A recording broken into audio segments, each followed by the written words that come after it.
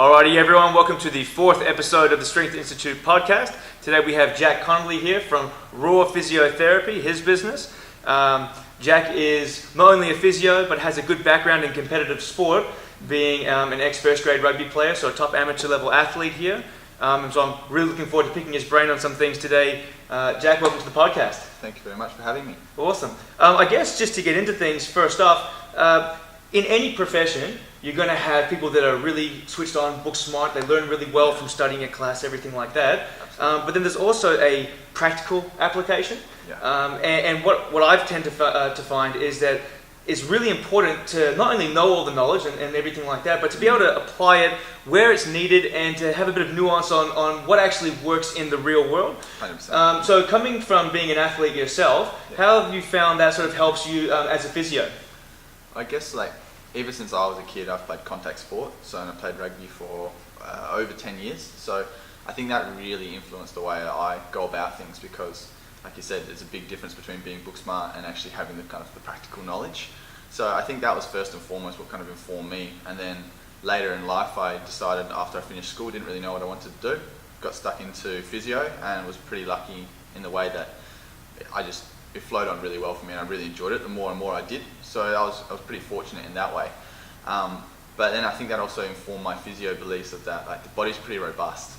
We've played a bit of rugby together and definitely seen a lot of different sort of injuries and seen a lot of amazing feats as well in terms of strength and speed and things like that. So I think a lot of the time physios maybe tend to be a little bit light on with how they approach things with rehab and things like that. So I think knowing the person in front of you makes a huge difference. So knowing that, using rugby as an example for us, knowing that a guy with maybe number 1 on his back compared to number 15 is going to have a huge difference in force and different vectors of force and velocity and acceleration and contact moments and all that sort of stuff. So without that knowledge and just using blanket sort of rehab protocols, you're not going to address any of their needs and their demands of their sport.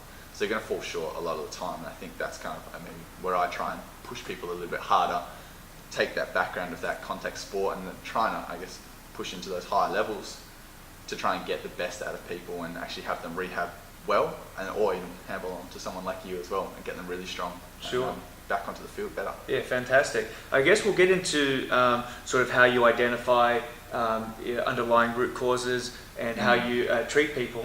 But I guess what's most important, what I'm really interested in is, are there any injuries? I mean, you work with both general population and athletes. Yep. Are there any injuries that you see that are more prevalent than others for both of those categories? Yeah.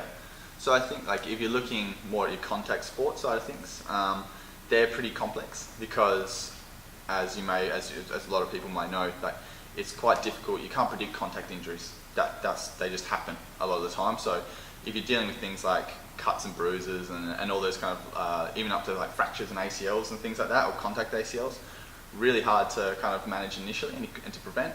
But if you're talking more along the lines of the things that might walk in the door when I'm in clinic, so you've got your classic sore low backs, got sore shoulders and sore knees. So with the low back, which is probably the most physio-y thing we see, it's the classic sort of physio number 1 problem that you go and see a physio for. So what we typically would look at is how that back pain came on. A lot of time it's due to the preparedness of people, I would say. So someone who's gone into deadlift a little bit heavier and then may have had an acute incidence of pain and things like that. And I guess looking onto more a shoulder, super complex sort of joint. So, and that's usually what I'll tell people when they first come in. So they're going to come in and we're going to talk about things can be coming from the shoulder joint itself, can be coming from the rotator cuff, the bursa, the labrum, can be neck referred, can be even coming from some somatic referral organs and all sorts. So working through and having a good understanding of how to diagnose things is really important. But then also knowing that although that joint is super complicated and there's lots of complexity in it, that the treatment doesn't have to be. And a lot of time it's about getting people more prepared for their daily tasks. So shoulder, for example, is a very mobile sort of joint, and it needs to be able to work overhead really effectively as well. So you're going to really focus on the two things for that. You're going to try and make it a stable joint and make it as strong as possible overhead to then try and reduce that incidence of injury. And things like knees, the most classic thing we'll see is what you call patellofemoral pain syndrome, which is just a fancy way of saying the front of your knee hurts.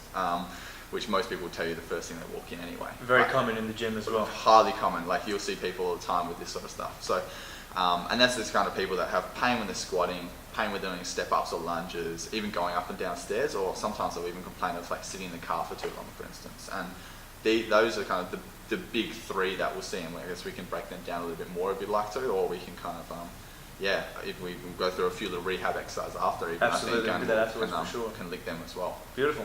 What's your best way of actually giving a good diagnosis for an injury? One of the problems that I have in the gym is when people have a hard time explaining what they're actually feeling, and I'm sure you have this issue as well. Yeah. So when I'm trying to get someone to squat, it's either they're not aware exactly of how their body is moving, so they have an issue to describe that, or sometimes they just don't understand how the anatomy is meant to work. Yeah. So they might think, oh, it's coming from here, but really it's coming from here, you know? So how do you diagnose? Do you put people through a screening? Is it very much an individual based thing? Do you have sort of dot points that you like to go through as a checklist? Yeah, so I think, so getting into the really physio heavy stuff, the biggest thing that gives me the most information is chatting to someone, like getting the understanding of when it started, where it is, where it comes from, when it comes on, like how long is it there, like the irritability of things, and trying to get a really, really solid history gives you the most information. You can almost do most of your diagnostic work just from talking to someone, and there's like, I guess in physio there's like an old saying that's the longer you talk to a patient, they're more likely to give you their problem, but if you talk to them even longer, they'll give you the solution to that problem as well. So if you kind of, and that's a hard thing in practice though, you don't have all day to talk to someone and take them through that. So trying to extract as much clear, concise information in that first interaction is going to be most important. And then working from there, I guess, if you're moving more into like a physical exam, you might be doing things that you're going to have an index of suspicion after that. So if someone comes into you, for example, and let's say, like what you mentioned before, they've got knee pain. All right, well, when do you get that knee pain? Is it during up or downstairs? Or is it, and they might give you, it's like, it's when I squat. All right, cool. Well, tell me a little bit more, where's that pain, and trying to get them to point to it and things like that. It can be a pretty tricky enterprise sometimes, and you're not always going to get it right either. But trying to get them to give you the most information possible with like the quality of pain and stuff like that. All right. For you guys as strength and conditioning or fitness professionals as well, have them squat. It's the best tool. If that's what gives them their pain, as long as you don't put them straight onto like a 1RM, you're going to be pretty safe. So I would get them squatting, have a look at it. On face value, is there something funky going on? Are they moving in a weird way where you're starting to get a bit sus of like, oh yeah, maybe they are actually overloading that joint, or maybe they're moving a little bit, or they're lacking stability through their feet or through their torso or something. Something obvious. Start with that, I guess, is the easiest point. From there, I then try and, I guess, figure out if there is really obvious sources of pain from there. So more structural things. So is it more to do with, say, like a joint, for instance, or is it more to do with a muscle? And I guess if you're looking at a really easy way that I will try and do that is if you load up the muscle, does it reproduce the pain? So if you're say to do a leg extension, that's going to maybe isolate the quads a little bit more. Is that going to cause them their pain? Or is that not cause their pain? It's maybe more positional, like when the squat, as they get into that 90 degrees and lower, is it maybe a bit more joint force going through, which is normal, but maybe they're a bit sensitive to that as well. Does that sort of make sense? Yeah, absolutely. Yeah. It's a really tricky way to go about it, and I think you just have to watch more people move and ask more questions. A lot of people kind of ask one question, they don't get the answer they're looking for, and they get scared off. But it's about kind of, I guess, taking that opportunity to go, okay, yeah, that's all right, but ask a few more questions. Try see if you can get a little bit more information out of them, and don't be afraid to test things. Like my strong belief is that the body's robust, and I think coming from your background in strongman and rugby and stuff, I think you can attest to that. The body can do some pretty amazing things if you let it. So if given the right time and exposure, it'll get strong. But in the same way, if it's sensitive and it's got a bit of pain, don't be too scared of pain. Pain's just a warning signal. So if they're sore and it really hurts when I squat, well, maybe let's try a bodyweight squat. Let's unload it a little bit. Let's see if you can still achieve a little bit. And using that as an assessment tool, because ultimately that's what they want to get back to. Is the thing they come and say, they say to you, it hurts when I deadlift. All right, that is a significant activity to them, and they want to get back to that probably. So, well, let's have a look at your deadlift. What's stopping you? Can we achieve something like that? Can we make you stronger, more flexible? Is your position just really bad, or your technique just terrible, and you just need to be taught that? Because I'm sure you see that a lot as well, same as I do. when I ask people to squat, or when people are having any sort of issue, what I tend to find is if I ask 10 people who have never been coached before to squat, I'm going to get close to 10 different ways people are squatting, which is kind of funny. So the body is meant to move in a specific way. Now, of course, everyone is built a little differently. So you can't expect a 6'7" guy to be squatting, who weighs 150 kilos to be squatting the same way maybe a 60 kilo, 5'8" person's going to squat. They're going to squat different, they have different leverages, different backgrounds. But what I do try to focus on is I look at their technique, and then I sort of see what's being obstructed here, what doesn't look natural, what looks hard, why is it forced? And we try to work around it. Is it forced because their knees are knocking in? Well, let's get those knees out. And why are the knees going in the first place? Is it because they have weak glutes, or are they just not sure that the knees should be going out? So I guess, I think repetition and actually trial and error and working through individually with clients is a great way to I try to identify what the problems are. Absolutely. Yeah. In terms of injuries or pain that I do see with clients, and I wonder if it's the same for you, I would say, and you did touch on it just before, sometimes it might be strength related, position related. Is there one thing that people are more likely to have as an underlying root cause? Is it that they generally have a muscular imbalance, that they can't get into a position? Is it they just have terrible flexibility and mobility and they can't put themselves into the correct technique? Or is it that they're just too weak to support themselves? Do you have one that rises above the rest? I think in the gym it's probably strength and mobility related the most. Yeah, I think from my background, I look at everything as in terms of capacity. And like I said, the body's robust. It's going to adapt to whatever you give it. It just depends how fast you give it. So if you watch, like you said, maybe 10 different people squat, you're going to get 10 different results. But like you said, each of those individuals as well. So they're going to move in a way that's probably going to be more organic to them.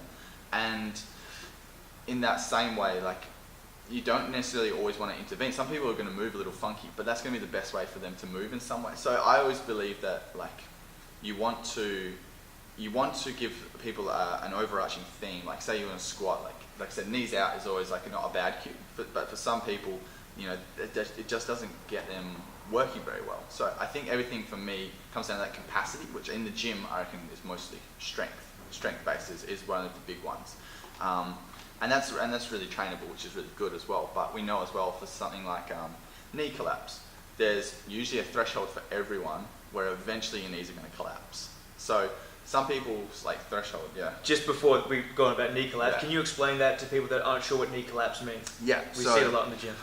So I guess knee collapse or knee valgus, you might have heard it called as well, is when you're particularly squatting or maybe lunging and you find that your knee drops inwards and cruises over the arch of your foot and is more kind of in line with your other knee as opposed to your hip. So that valgus is an internal rotation of the hip, pronation of the foot.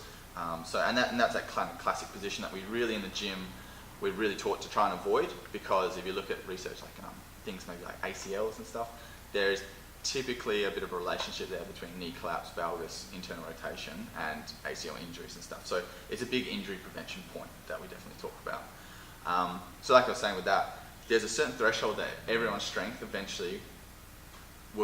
they'll eventually have knee valgus. So if we can get them stronger, quite often the knee, it'll correct itself and they won't have any pain. So I really tend to focus a lot on strength because I think it tends to be a lot of an issue. And if you can raise someone's threshold and their capacity up, they tend to have a lot less pain, a lot more functionality.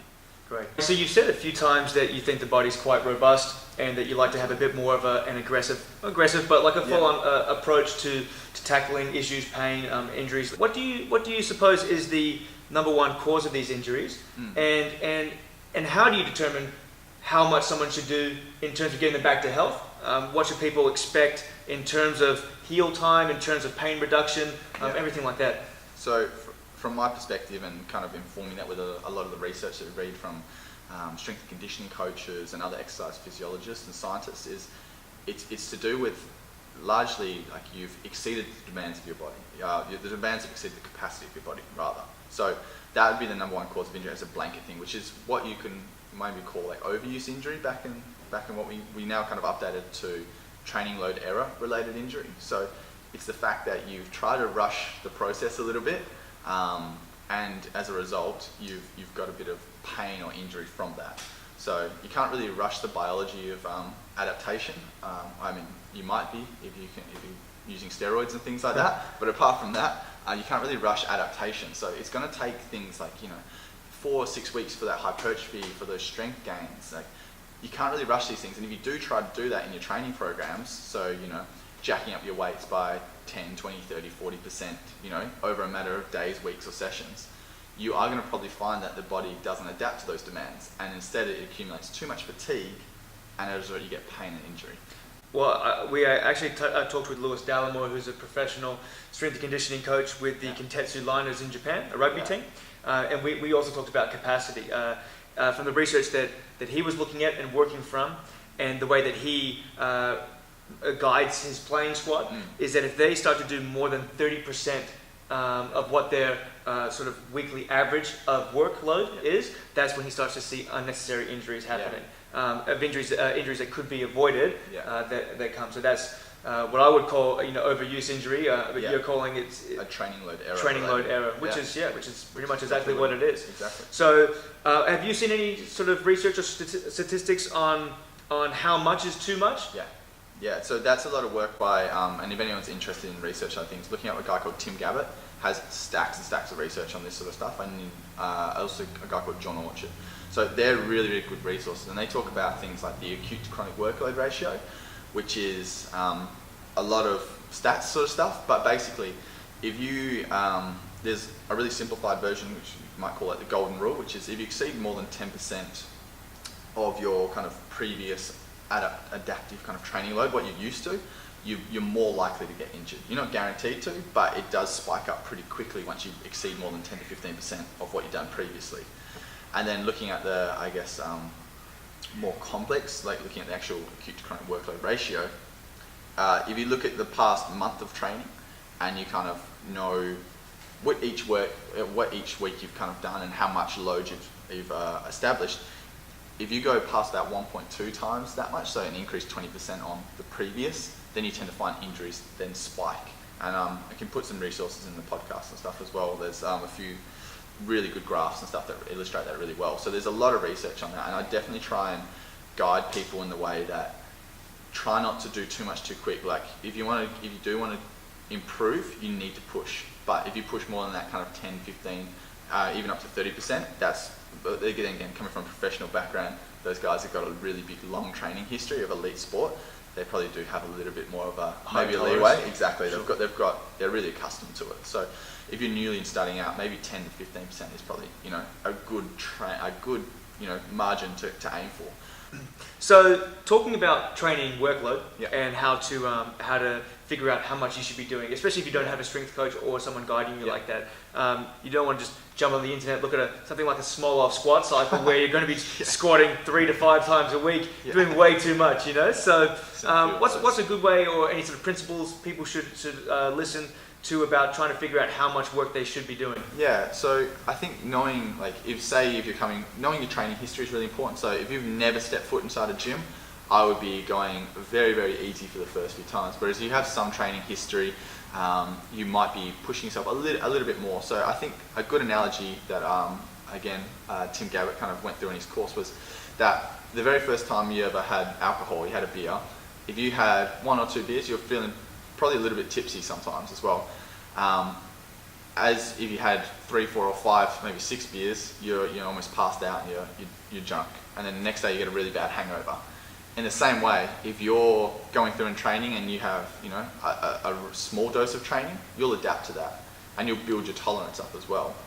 But if you do, like you said, like a small level or a German volume training, 10 sets of 10 sort of stuff, which I do see a lot of people come with some raging knee and back pain after that, you've just overcooked yourself, and essentially you've got an exercise hangover. So you've overdone it, and you've got those negative effects of training as opposed to just getting those positive effects. So it's about trying to probably be conservative the first time. Just tick the body over. I always like to do that. See what feels right. So jump under a bar, empty bar. How does it feel today? Well, my knees are screaming at me. All right, maybe we're not going heavy, and maybe we're not going so deep. So it's just going to be kind of do it on that individual. Your body's going to tell you a lot about how it's feeling. Listen to it to some degree. But you might find that after 2 or 3 sets of warm-up, you can chuck 60 on the bar, 100 on the bar even. So, but again, controlling that volume, making sure you maybe only do 1 set or you only build to 1 reasonable set. is going to make sure that you're not going to get those negative effects and that exercise hangover the next day, which may eventually lead to pain and injury as well. Sure. Now, this exercise hangover you're talking about is not just DOMS, like a delayed onset of muscle soreness. It could be that, but you're saying also, might actually flaring something up. And that's Correct. different from DOMS. And a lot of people need to understand that Definitely. overworking something, you might get that inflammation in the joint, which is pain. But people that aren't used to working out, even people that are used to working out, if they have a really big session, they might get something called delayed onset of muscle soreness or DOMS. And sometimes it skips a day. You think you're fine, then it gets you the day after, the second day. But that's just the muscle repairing itself, and there's nothing to be worried about. No. I like to tell my clients when they are feeling that is to move. Yeah. You need to help them flush out any bad stuff that's hanging around. So go for a walk, move your arms around. Just keep the body moving to help sort of progress through that. If you are feeling DOMS all the time, you're probably picking a workload that's a little bit too intense for yourself. Protein synthesis happens relatively shortly, a couple of days, and your muscle's done all the growing and strengthening it's going to do. So if you're sore 4 or 5 days later, you're not getting any benefits from that workout. You're actually just probably delaying the amount of time before you can get a good workout in again. Yeah, exactly. So there's a little bit of self-regulation in terms of, just pick something that's challenging, but you want to be able to do something else later that week.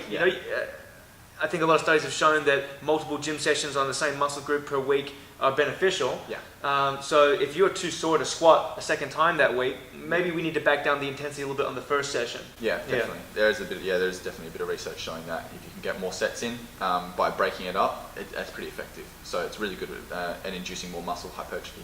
DOMS can be tricky. Sometimes, like you said, they sneak up on you a little bit, and if you do unaccustomed exercise is a big one. If you go from all doing regular double foot squats to then suddenly doing lunges, it's slightly different. It feels the same, like a lot of the time it looks the same, and you're working the same muscle groups, but it can kind of sneak up on you because it's just that different neurophysiological, that muscle firing pattern's a little bit different. So it does sneak up on you sometimes as well. So knowing that a different exercise is going to induce a different effect, and that you're going to maybe, again, start from scratch, just see how you go with that auto regulation that we talked about as well. Right. But when I'm kind of getting people back into stuff, they're coming from a super low threshold where they might have not done any training for a month because of pain and injury. That's when you got to that doesn't work, that model of doing 10%, you can't do 10% more of nothing necessarily. So you've got to just start and using your, I guess what we would call your clinical judgment, and the same thing, I guess, your judgment on terms of what you think that person can achieve. And then just testing it. Test and retest 100% of the time. Like, I would definitely say that I burn some people and overcook them a little bit with how much I ask them to do, or I don't give them enough structure to say do less. And some people you underdose a lot as well, and you're just going to make those little micro adjustments based on the feedback that you get. So for example, if someone's got a cranky knee, they've got a bit of patellofemoral pain, maybe some swelling, and they're unable to squat. So if you do a little bit of rehab work with them, get some basic, maybe some corrective exercises you could call them, to decrease their pain, and then they can squat again. They've still got a little bit of swelling, but they can squat. You give them a few more gym exercises, hey, go hit this, and they come back and they're in more pain, they can't squat and they're more swollen. Alright, I've overcooked you a little bit, let's take 10-20% off that, depending on kind of what you find, and let's try that again. Because pain doesn't kill people, and I think the more I get into physio, the less scared I am of pain, which is really interesting. You think you kind of tend to back off because pain's the number one thing people come to see you about, but you can really push someone. They are robust, and pain is just, again, like a warning system. So it's just going to tell you you might have overdone it a little bit. Right. But not the end of the world. Not the end of the world. You've got to potentially not the end of the world. Potentially, yeah, it depends. Yeah. But I think a lot of people are scared of pain, so don't be afraid to push in and around pain. Like, we know, if things are kind of 3 or 4, I'll regularly push people to a 3, 4, or 5 out of 10 pain during their rehab if I know that they're stable, that the pain goes away quickly, and that they get a good training stimulus to then help with their rehab. And so you would base that around, so long as it's not like a structural issue. Correct. Structurally nothing's going to break down. They're getting Correct. pain because there's probably some swelling in there, everything like that, or the joint's not used to moving like it should have. Okay. Exactly. So yeah, someone who's just had an ACL reco, we know that the graft is most unstable, kind of that 60 degrees to 90 degrees. Imagine on a leg extension, that kind of from this position to this position. So you're not going to load them heavily in an open chain because that's going to put a lot of stress through that graft. But in the same way, they can squat. The only thing that's stopping them is inflammation. We know that there's very, very little like translational force during something like a squat. So you can load up their squat to their tolerance almost from day one.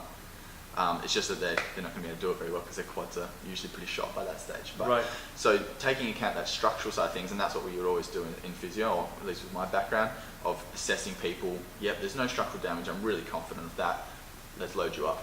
Day 1, day 0, you're back in the gym because it's a controllable environment, and that's the beauty of it. You can change range, you can change weight, you can change intensity, you can change it all to suit that person. So I think that's where I spend most of the time. That's why we're based out of gyms, because that's where you can get, I think, from my perspective, the best sort of rehab work done and push people pretty hard from. Well, it's interesting. It's interesting you're saying that, because what I tend to find with people that are in pain is I want to keep them in the gym. 100%. I want to keep them in the gym, because when someone gets a sore lower back and then they say, I just need to rest it, they go home and then they lie down and they don't do anything, it doesn't get better. It doesn't fix itself. No. What I like to focus on, and I think it's interesting that you say that you will sometimes push them through, maybe 3 out of 10 pain-wise during their rehab, is that when I'm in the gym, I have a slightly different approach. I try to get as much pain-free range of motion as I can, just to get that movement back into the joint or the muscle, whatever is giving them a hard time. Pain-free range of motion, and then try to slowly build back to a full range of motion that is also pain-free. You still have to try to pan to them, make them feel comfortable. So it is a tricky line to walk sometimes. It is, and that's the fun of working with people. It's really individual, and every person's going to have a different approach. So you're going to have those people that come and say, yeah, I've got a sore back, but I want to do my deadlift 1RM today. They just don't care about pain, and those are the people you're going to have to pull back a little bit. Say, no, maybe let's change it up. Let's do a different activity today. Whereas you're going to have those people that are straight away on the phone. I've got a tiny 1 out of 10 back pain, and I can't train. I'll call you in a month. And those are the people that are going to do really poorly, because they're fallen out of routine. Like you said, it doesn't get better because you're laying down. It doesn't heal. A lot of times there's not a lot of damage in back pain. It's not like everyone's discs are exploding and things like that. It's a lot of irritation, maybe some inflammation, maybe there is a little bit of structural irritation, so sprains and strains and stuff like that. But we know that's really safe to train with. The back is super strong.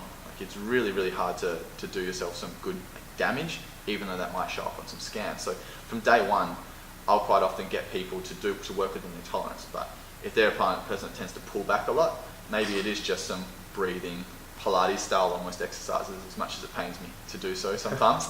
But then you're going to have some people with back pain who you might get doing some goblet bot squats or even some light pulling work from day 1, who can tolerate it, who aren't too scared of it, and who don't have an immediate symptom flare up as well. Yeah. So it depends on that person that walks in front of you. You can have the same diagnosis, same structure, 2 very different people you can treat very differently. So I guess you take it up to their limit of how aggressive, and I guess what their goals are as well. If they're a little old lady, they might not want to deadlift 200 kilos, but they might want to be able to lift up something from the floor and things. Whereas if you've got a young rugby player who does want to be operating at a really high level, you might push them a little bit more aggressively to try and get them back as quick as possible. So it's all got to be done in the individual context. And that's why knowing your patient and knowing your client is definitely the king of all that. Yeah, right. Yeah. Cool. So you talked about seeing structural damage sometimes, but minor structural damage. Yeah. And that actually just rung a bell in my head, is that there was a pretty interesting study that showed a lot of high-level athletes, when they finish and they've had scans of their body, they actually don't have a lot of pain in their back. But if you were to look at their MRI or their X-ray, you'd think, oh Jesus, there's going to be a lot. There's going to be a lot of pain there. Yeah. So just because something is not standard, it doesn't mean that is bad or even wrong for that person. I mean, generally athletes that have spent decades mastering whatever sport they're playing will build enough muscular development and structural support to support anything that isn't sitting quite right. Yeah. So sometimes if you have a bit of back pain, going off and running to an MRI machine is not the best idea, because you're going to pick up every little thing that could potentially be in there that's not actually causing you any issues. Exactly. So I think the best thing to try to do is to work through what issues you're having and try to get that pain-free range of motion, or as you were saying, if it's not structural, work through a low degree of pain just to get that movement back in and get them some more confidence. Absolutely. We know from a lot of research, there was a study by, I think his name was Brzezinski, and in anyone who's older than 20 to 70, they took about over 3,000 people and they put them in 20s, 30s, 40s, 50s, 60s, and then they looked at, these people had no back pain, and they scanned them all, and then they commented on all the abnormalities they found.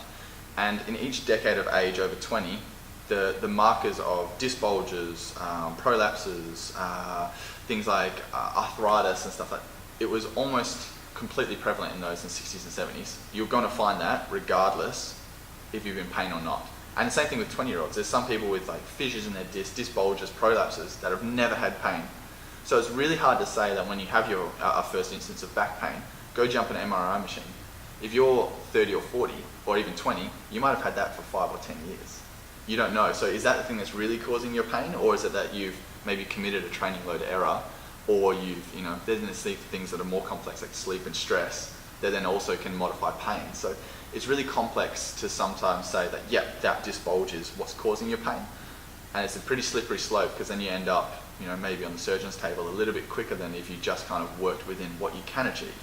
So I think that's where, hopefully seeing someone like a physio who you trust, or whoever your healthcare provider is, who goes, it's all right to move, gives you authority, and then you get back into your training. So quite often I'll see someone, establish there's no kind of, crazy neurological things going on. There's no what we call red flags in physio, which is like things that are not musculoskeletal. So, cancer and stuff pops up from very, very rarely, and these other kind of nasties. Exclude all that, exclude raging leg pain and nerve pain, you're good to go.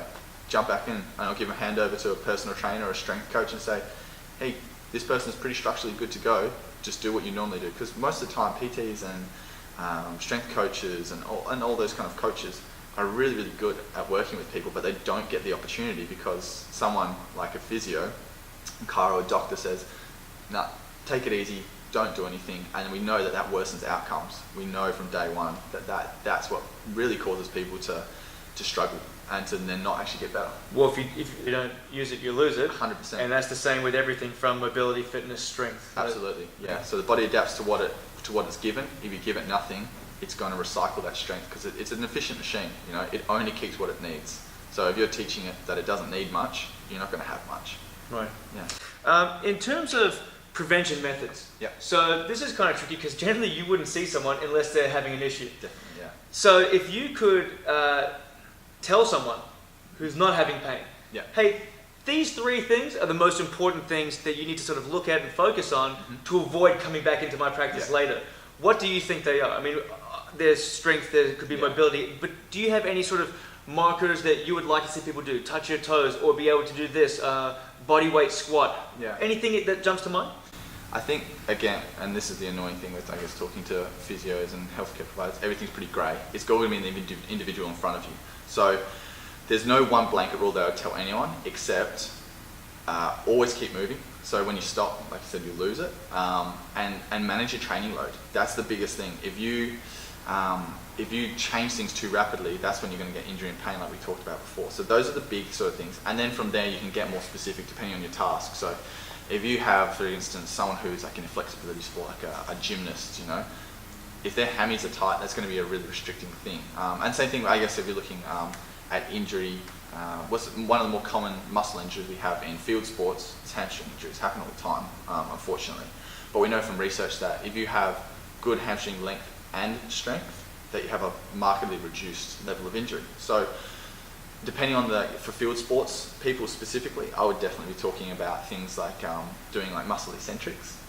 With ham race, Nordic curls. Nordic curls, good ham, which has heaps of research, which is awesome to dive into if you're interested in that sort of stuff. But like I said, it has to be that combination of length and strength with hamstrings, because this is a bit of an interest area for me as well, because that's just something you see pretty often. And a lot of them can be reduced and prevented, and again, there's a lot of research on that. So if you were to say, manage your training as best you possibly can, don't make rapid jumps, and then more specifically into your sports with things like, if you know hamstring injuries are really common in soccer athletes, you're going to do things like your Nordics and other kind of strength and conditioning exercise to try and prevent those specific things. So it's really difficult to say one exact thing, because otherwise we would probably be a lot better at preventing injuries than we actually are.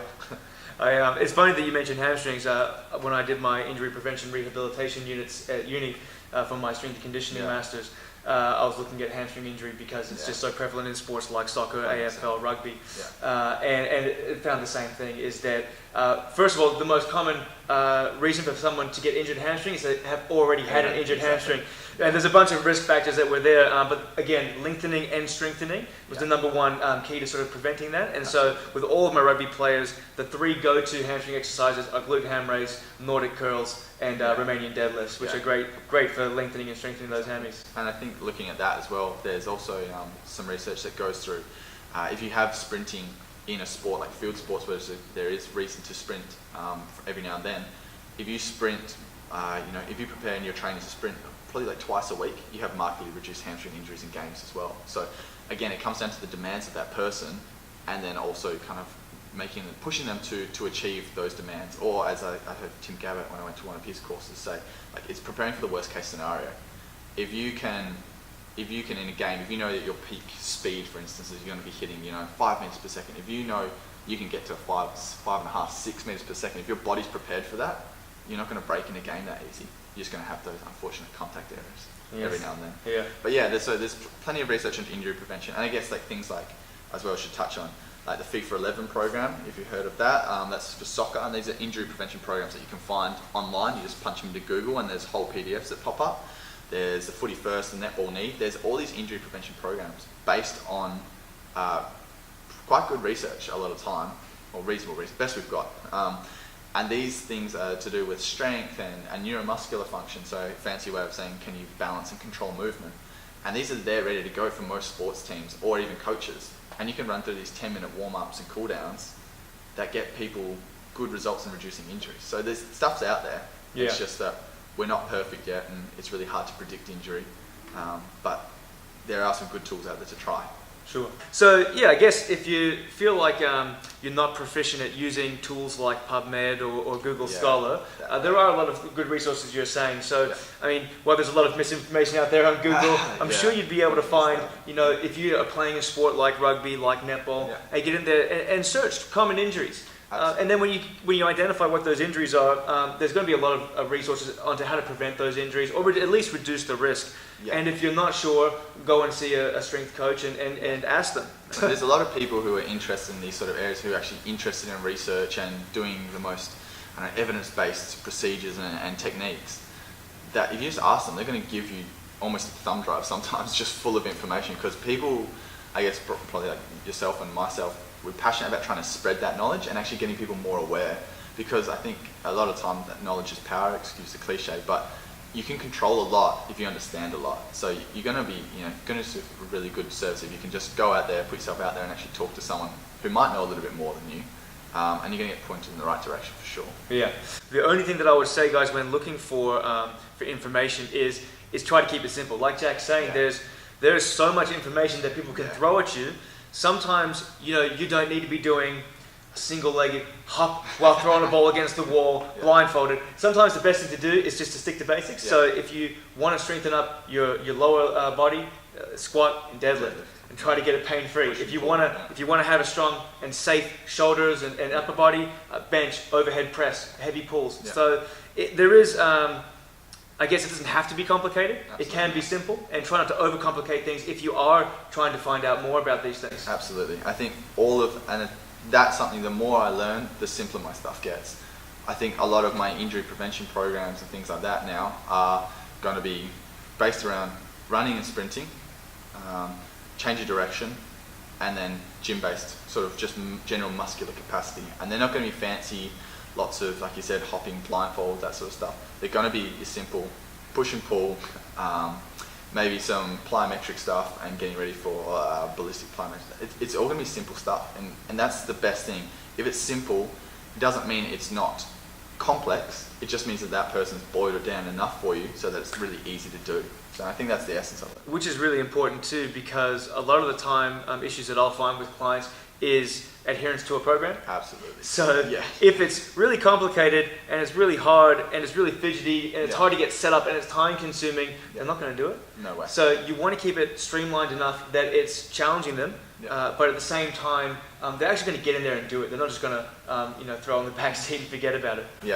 That's physio in a nutshell. I can give out as many exercises that I want, that I think, I can make this beautiful, well-rounded program that's going to prevent your back pain in the future and rehabilitate you now. But if you don't do it, it's not going to get better. Right. So I'd much rather say, what is the one thing that I can get you to do for, that's going to make you better. So if I say, just go back to the gym, but don't do anything that hurts. You're already in routine. Like there's got to be little leeways and bits and pieces, but like, just got to do it. And you just got to make it as simple as possible.